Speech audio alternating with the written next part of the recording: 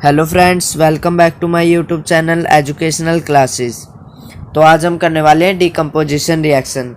पिछले पार्ट्स में हमने की थी कॉम्बिनेशन रिएक्शन और उससे पहले वाले पार्ट्स में हमने इक्वेशंस को बैलेंस करना सीखा था। तो मैं स्टेप बाय स्टेप आपको सभी चीज़ें करके दिखा रहा हूँ और समझा भी अच्छे से रहा हूँ। तो प्लीज़ केयरफुली इन वीडियोस को देखें। और किसी ने भी हमारा अगर पिछला पार्ट नहीं देखा हो, पार्ट 5 या 4, तो पहले उसे देख कर आएँ। उसका लिंक मैं डिस्क्रिप्शन में दे दूँगा, क्योंकि उसके बिना आपको ये वीडियो अच्छे से समझ में नहीं आएगी। ठीक है, तो पहले हमारी वीडियोस पहले वाली देखिए और फिर बाद में इस वीडियो को कंटिन्यू कीजिए। तो चलिए शुरू करते हैं भी आखिर डिकम्पोजिशन रिएक्शन होती क्या है। ठीक है, तो अब हमारा टॉपिक है डिकम्पोजिशन।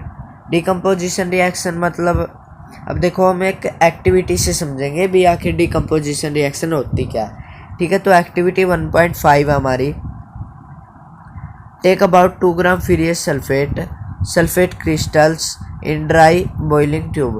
भी मतलब आपको 2 ग्राम फ्यूरियस सल्फेट लेना है। ठीक है, क्रिस्टल के रूप में। ठीक है ना, ड्राई होना चाहिए, वो सूखा फ्यूरियस सल्फेट होना चाहिए 2 ग्राम, और उसे एक ट्यूब के अंदर, टेस्ट ट्यूब के अंदर डाल देना है। ठीक है, जैसा कि इसमें दिखाया हुआ है, आपको इसे टेस्ट ट्यूब के अंदर डाल देना है। ठीक है ना, ये हमारी टेस्ट ट्यूब होती है।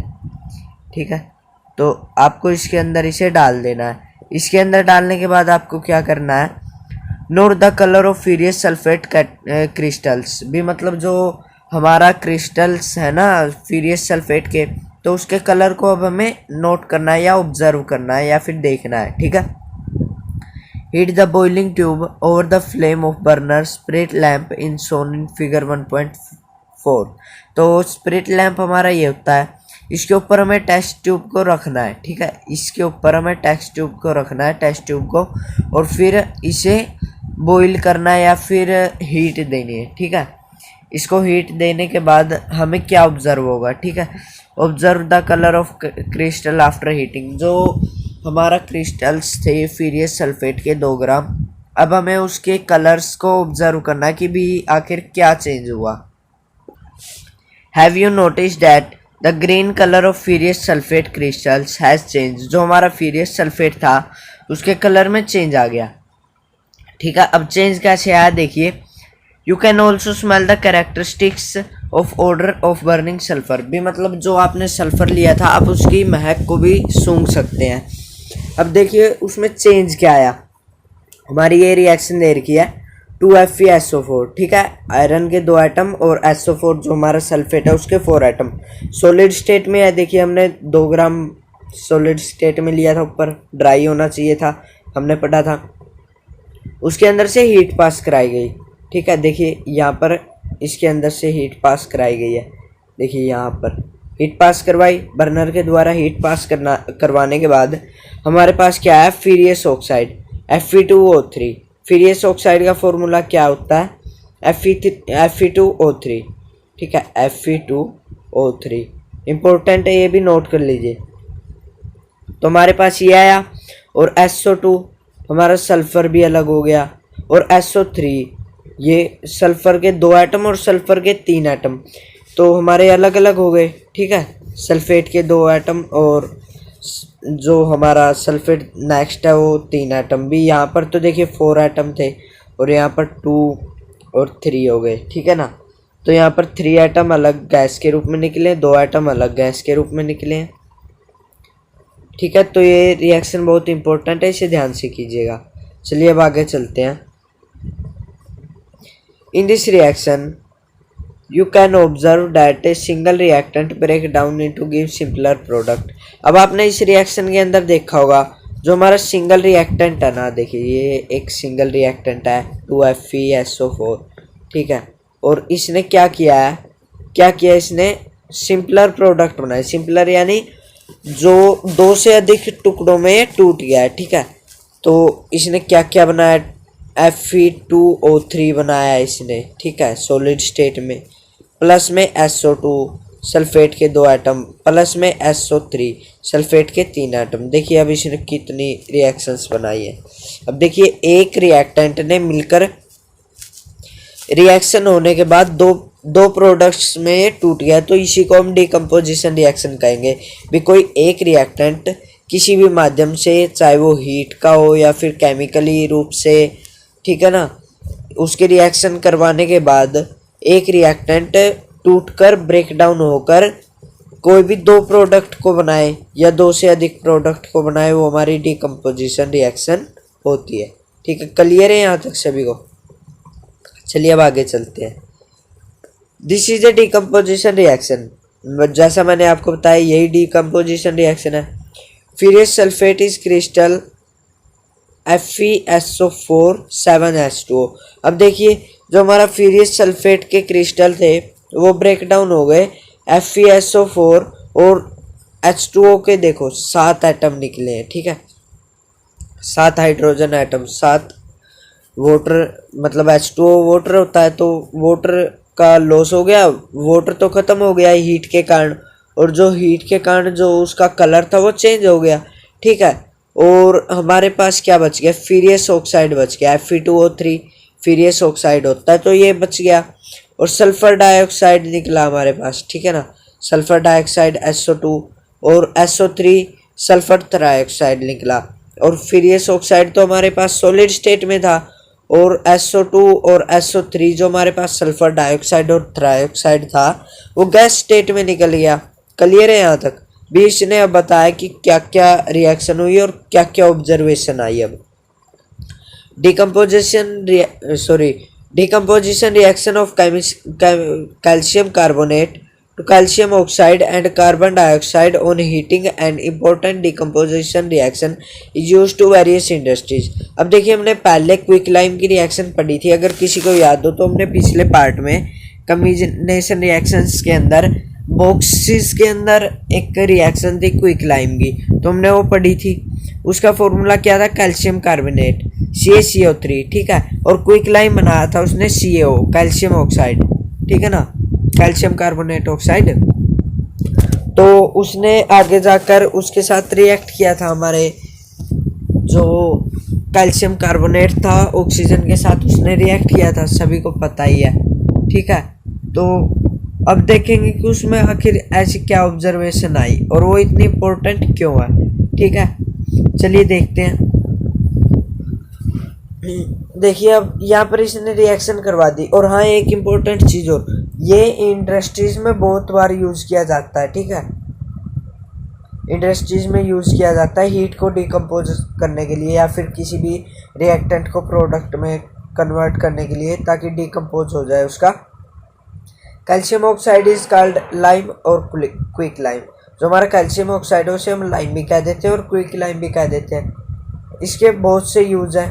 One of manufacture of cement, cement बनाने में यूज़ होता है। चूना पत्थर हमारा सीमेंट बनाने में यूज़ होता है, और जो हमारा लाइमस्टोन होता है वो चूना पत्थर होता है, तो इसका इस्तेमाल हमारा सीमेंट बनाने में होता है। When A decompose reaction carry out by heat is called thermal decomposition reaction. अब देखिए क्या कह रहा है, जो रिएक्शन हीट के माध्यम से की जाए, जो रिएक्शन हीट की सहायता लेकर की जाए तो थर्मल डिकम्पोजिशन रिएक्शन हो जाती है।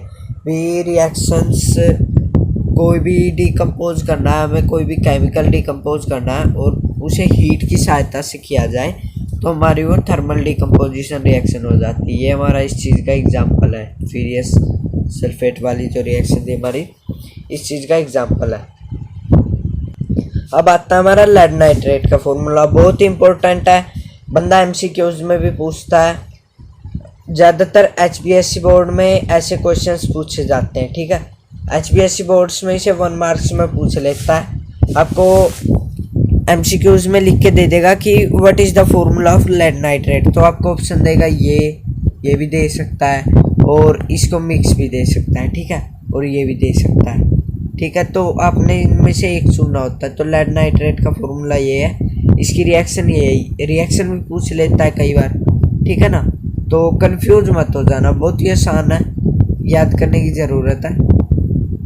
चलिए अब आगे चलते हैं। तो ये हमारी एक्टिविटी बेसिक्स ही है, उसी के ऊपर है। अभी हमने एक प्लास्टिक मग लेना है, फिर बाद में उस प्लास्टिक मग को क्या करना है, हमें इलेक्ट्रोड्स की जो रोड होती हैं उनको बैटरी के साथ कनेक्ट करके जो हमारे रबर्स होते हैं ना पानी को रोकने के लिए, ताकि पानी ना निकले, उनको फिट करके टेस्ट ट्यूब को फिट कर देना है और फिर उसके अंदर से करंट पास करवाना है और फिर आपको थोड़ी देर के लिए करंट उसके अंदर से पास करवाना चालू रखना है। फिर हमें ऑब्जर्वेशन क्या आएगी, इसे टीचर की निगरानी में करना है। ऑब्जर्वेशन ये आएगी, जो हमारा पानी है ना उसके अंदर बबल्स उठने शुरू हो गए हैं, ठीक है, बबल्स उठने शुरू हो गए हैं, करंट का फ्लो होने लग गया है, आयन आसानी से फ्लोज होने लग गए हैं और रिएक्शन एक प्रकार की होगी, क्योंकि जो हमारा वाटर होगा ना वो H2 गैस के रूप में निकलने लग जाएगा, ठीक है। चलिए आगे चलते हैं। अब हमारी आती है एक्टिविटी 1.8। इसके अंदर हमें 2 ग्राम सिल्वर क्लोराइड लेना है, जिसे हम चाइना डिश कहते हैं, इन्हें चाइना डिश, यानी मतलब जो हमारा ये बीकर होता है इसे हम चाइना डिश कहते हैं। तो इसके अंदर लेना है, ठीक है। Place the china dish in sunlight for some time, थोड़ी देर के लिए इसे सूरज की रोशनी में छोड़ दीजिए। और फिर आपने क्या ऑब्जर्व किया, जो हमारा सिल्वर क्लोराइड था उसका कलर चेंज हो रहा है, थोड़ी सी देर बाद उसका कलर चेंज हो रहा है। You will be see will the silver chloride turns grey in sunlight. हमने देखा कि जो हमारा सिल्वर क्लोराइड था वो धूप में रखने के बाद, सिल्वर क्लोराइड जो था धूप में रखने के बाद ग्रे रंग का हो गया, ठीक है। Due to decomposition reaction silver chloride into silver and chlorine by light, जो अब हमारा ये था सिल्वर क्लोराइड वो ब्रेक हो गया, ठीक है, टूटकर सिल्वर उसमें हो गया, सिल्वर क्लोराइड, सिल्वर और फिर क्लोराइन हो गया हमारा, सिल्वर और क्लोराइन के रूप में डिवाइड हो गया, ठीक है। अब देखिए ये रिएक्शन हमारी 2AgCl, ठीक है, सिल्वर क्लोराइड है ये हमारा, और सनलाइट की प्रेजेंस में, ठीक है, 2Ag बन गया। तो ये हमारा सिल्वर का सिंबल होता है जी, तो ये सिल्वर है सॉलिड स्टेट में, ठीक है, पाउडर स्टेट में भी कह सकते हो। और Cl2 जो हमारा क्लोराइड है वो गैस स्टेट में उड़ गया, तो हमारे पास ओनली सिल्वर बचा, ठीक है। तो ये ऑब्जर्वेशन है, डिकम्पोजिशन रिएक्शन की कुछ एग्जांपल है ये, ठीक है। Silver bromide also behave same way, जो हमारा सिल्वर ब्रोमाइड होता है वो भी इसी प्रकार से बिहेव करता है। देखिए AgBr सिल्वर ब्रोमाइड सनलाइट की प्रेजेंस में रखा तो सिल्वर बच गया, ब्लोराइड जो ये था हमारा ब्रोमाइड था, ये गैस के रूप में उठ गया। The above reaction is used black and white phototherapy, जो हमारी ब्लैक एंड वाइट फोटोज होती हैं उसके अंदर फोटो साफ करने के लिए, या फिर फोटोथेरेपी भी मतलब फोटो को साफ करना या फिर उसके अंदर निखार लाने के लिए इसका इस्तेमाल होता है। But from energy of casing of decomposition reaction, अब देखिए हमें जो हमारी रिएक्शन होती है उसके अंदर से एनर्जी के रूप में क्या क्या निकलता है। We have seen the decomposition reaction required energy either in the from heat निकलती है, लाइट और इलेक्ट्रिसिटी, लाइट भी निकलती है और इलेक्ट्रिसिटी भी निकलती है। इलेक्ट्रिसिटी कैसे निकलती है, ठीक है, जो हमारी हीट है, लाइट है और इलेक्ट्रिसिटी है वो ब्रेक हो जाती है, ठीक है ना। ब्रेक होने के बाद जो रिएक्टेंट्स है हमारे वो प्रोडक्ट के रूप में कई चीज़ बाहर निकालते हैं। जैसे अब हमने पिछली रिएक्शंस में वो रोड वाला एक्टिविटी की थी ना, रोड वाली एक्टिविटी, उसके अंदर इलेक्ट्रिक रोड्स डाल दी थी हमने पानी के अंदर, तो बबल्स उठने लगे थे, तो हाइड्रोजन गैस निकली वहाँ पर और हीट रिलीज हुई, टेम्परेचर में भी फर्क आया। उसके बाद में हमने ये AgBr वाला सिल्वर ब्रोमाइड वाला रिएक्शन किया था, तो इसके अंदर गैस स्टेट हुई, हीट भी रिलीज हुई, ठीक है ना। और हाँ, जब किसी भी रिएक्शन के अंदर एनर्जी ऑब्जर्व हो यानी हीट एब्जॉर्व हो, सोख कर ली जाए, तो उसे हम एंडोथर्मिक कहते हैं। अब देखिए पिछली बार आया था एक्सोथर्मिक। एक्सोथर्मिक क्या था, जिसमें किसी भी रिएक्शन करवाने के बाद हीट रिलीज हो, और एंडोथर्मिक में क्या है, किसी भी रिएक्शन में रिएक्टेंट्स की रिएक्शन करवाने के बाद जो हीट एब्जॉर्ब होती है वो एंडोथर्मिक होती है, ठीक है। तो ये हमारा टॉपिक था, आई होप आपको अच्छा लगा होगा। बहुत ही इजी टॉपिक है, ध्यान से करने की ज़रूरत है। तो वीडियो अच्छी लगी है तो वीडियो को लाइक शेयर और कमेंट ज़रूर करें। इसी के साथ साथ दोस्तों हमारे चैनल को सब्सक्राइब भी ज़रूर करें, ताकि आपको हमारी आने वाली वीडियोस जल्दी से जल्दी मिल जाएं। Thanks for watching. I hope आपको वीडियो अच्छी